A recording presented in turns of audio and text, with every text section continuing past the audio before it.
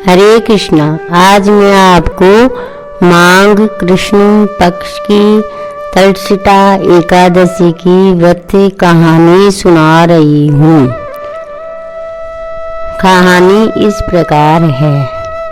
कुंती पुत्र युधिष्ठिर ने श्री कृष्ण भगवान से कहा, हे भगवान, अब आप मुझे माघ कृष्ण पक्ष की एकादशी के बारे में विधि विधान व कथा कहने का कष्ट करो।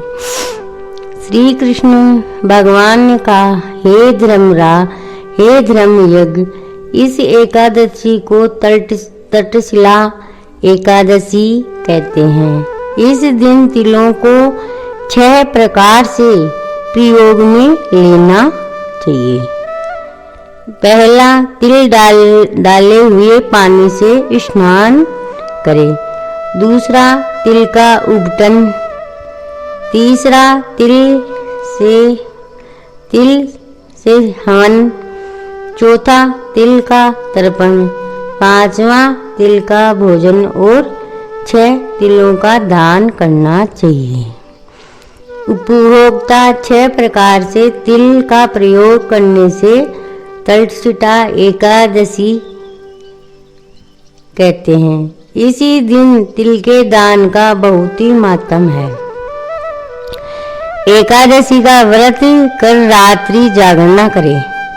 प्रातः विष्णु भगवान की पूजा कर हवन करें। हवन में तिल अवश्य डालें। धूप दीप मेधव से विष्णु भगवान की पूजा करें। खिचड़ी का भोग लगावें। पेठा, नारियल, सीताफल और सुपारी से अर्घ्य देवे। ब्राह्मणों को भोजन करवाकर एक पात्र में तिल भरकर भेंट करें। धर्मराज युधिष्ठिर, अब मैं आपको इसकी कथा सुनाता हूँ, जो इस प्रकार से है। प्राचीन काल में एक ब्राह्मण मृत्युलोक में रहती थी। ब्राह्मणी मृत्युलोक में रहती थी।